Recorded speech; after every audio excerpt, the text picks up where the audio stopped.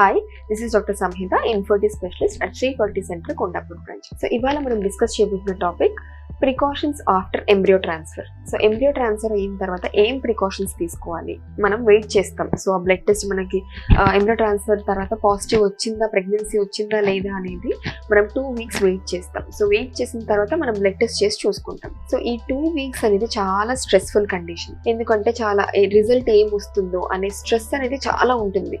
So చాలా మందికి ఏంటి అంటే ఆ 2 weeks లో వాళ్ళు డైలీ కంప్లైంట్, అసలు మాకు నిద్ర పట్టట్లేదు.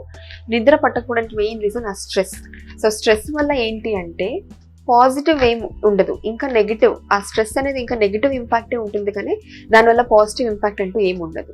సో ఫస్ట్ ఏంటి అంటే ఆ స్ట్రెస్ని తీసేసేయాలి. సో మనం స్ట్రెస్ పడడం వల్ల పాజిటివ్ వచ్చేస్తుందో లేదు, సో అది లోపల జరిగే ప్రాసెస్ అది జరుగుతుంది. సో మీ స్ట్రెస్ అనేది ఫస్ట్ తీసేసి సో ఫస్ట్ ఏంటి మనం ప్రికాషన్స్ అంటే first medications. So embryo transfer తర్వాత చాలా మెడికేషన్స్ ప్రిస్క్రైబ్ చేస్తారు డాక్టర్స్. సో ఎస్, అవి ఖచ్చితంగా టైంకి చెప్పినట్టు హార్మోనల్ మెడికేషన్స్ కానీ ఇంజెక్షన్స్ కానీ తీసుకోవాలి. ఎందుకంటే post embryo transfer implantation, embryo వెళ్ళి యూట్రైన్ లైనింగ్లో ఇంప్లాంట్ అవ్వడానికి సో హార్మోనల్ ఇంజెక్షన్స్ కానీ టాబ్లెట్స్ కానీ హెల్ప్ చేస్తాయన్నమాట. సో అవి తీసుకోవడం వల్ల ఇంప్లాంటేషన్ రేట్స్ అనేది హైగా ఉంటుంది. సో ఖచ్చితంగా సో ఆ మెడికేషన్స్ అనేది ప్రాపర్గా ప్రిస్క్రైబ్ చేసినట్టు తీసుకోవాలి. ఆ 2 weeks తీసుకోవాల్సి ఉంటుంది. నెక్స్ట్ వచ్చేసి ఫుడ్. ఏం ఫుడ్ తీసుకోవాలి, డాక్టర్ ఫుడ్ తీసుకుంటే ఏం ఫుడ్ తీసుకుంటే మా సక్సెస్ రేట్ ఉంటుంది అంటే just normal home made food, ఇంట్లో చేసే ఫుడ్డే తీసుకోవాలి. సో జనరల్గా ఫ్యాటీ ఫుడ్స్ కానీ స్పైసీ ఫుడ్స్ కానీ అవుట్ సైడ్ ఫుడ్ అనేది అవాయిడ్ చేయడం బెటర్. ఎందుకంటే ఆల్రెడీ మీరు మెడికేషన్స్, హార్మోనల్ మెడికేషన్స్ తీసుకుంటుంటారు కాబట్టి ఆ మెడికేషన్ సైడ్ ఎఫెక్ట్స్ వల్ల కొంచెం గ్యాస్ట్రైటిస్ ఇవన్నీ ఉంటుందన్నమాట. సో మీరు మళ్ళీ బయట ఫుడ్ తీసుకొని సో అది ఇది మిక్స్ అయిపోయి సో అండ్ ఈవెన్ ఈ హార్మోనల్ ఇంజెక్షన్స్ వల్ల కాన్స్టిపేషన్ అనేది చాలా ఎక్కువ ఉంటుంది.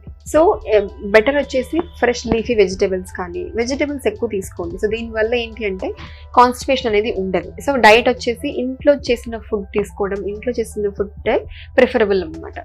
సో బయట fatty foods, oily foods better avoid చేయడం ఈ 2 weeks పీరియడ్లో. Next third, rest. Complete bed rest తీసుకోవాలా డాక్టర్, అసలు మేము లేయని కూడా లేయట్లేదు అంటారు. లేదు, అసలు అవసరం లేదు.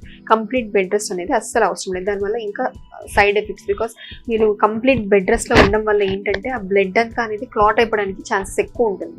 ఆల్రెడీ హార్మోనల్ మెడికేషన్స్లో ఉంటారు, దాంతోపాటు ఈ మీరు బెడ్ రెస్ట్ తీసుకోవడం వల్ల ఇంకా బ్లడ్ క్లాటింగ్ అనేది ఇంక్రీజ్ అవుతుంది. సో ఈ కంప్లీట్ బెడ్ రెస్ట్ అనేది అవసరం లేదు. సో మీరు రొటీన్ యాక్టివిటీస్ చేసుకోవచ్చు. ట్రావెల్ చేయాలా వద్దా అని అడుగుతారు. సో ట్రావెల్కి అంటే చాలా లాంగ్ డిస్టెన్స్ ట్రావెల్ అనేది అవాయిడ్ చేయడం బెటర్. బట్ నార్మల్ మీరు ఆఫీస్కి వెళ్తున్నారో లేదంటే డైలీ మీరు ఇదివరకు ముందు చేసిన రొటీన్ యాక్టివిటీస్ చేయొచ్చు. సో లాంగ్ ట్రావెల్, ఎక్కువ బంపర్స్ అది ఇది ఎక్కువ ఇది ఉన్నది అది అవాయిడ్ చేయాలంతే. సో అంతే. సో ఈ 2 weeks పీరియడ్లో ఫస్ట్ మీరు స్ట్రెస్ అనేది బయట తీసేసి సో జస్ట్ పాజిటివ్గా ఉండడం అనేది, పాజిటివ్గా ఆలోచిస్తే, ఎంత పాజిటివ్గా మీరు ఆలోచిస్తే అంత ఇంప్లాంటేషన్ రేట్స్ అనేది ఇంక్రీజ్ అవ్వడానికి ఛాన్స్ ఉంది. So good food and sleep, బాగా ప్రాపర్గా అట్లీస్ట్ మినిమం 8 hours స్లీప్ అనేది చాలా important. So good food, sleep and medications ప్రాపర్గా ఏమైతే ప్రిస్క్రైబ్ చేశారో ఆ మెడికేషన్స్ని ప్రాపర్గా మీరు ఫాలో చేశారు అంటే సో ఖచ్చితంగా మీకు 2 weeks తర్వాత పాజిటివ్ రిజల్ట్స్ అనేది ఖచ్చితంగా ఉంటుంది. సో ఫర్దర్గా ఏమైనా డౌట్స్ ఉంటే కింద స్క్రోల్ నెంబర్స్కి కాంటాక్ట్ చేయండి. Thank you.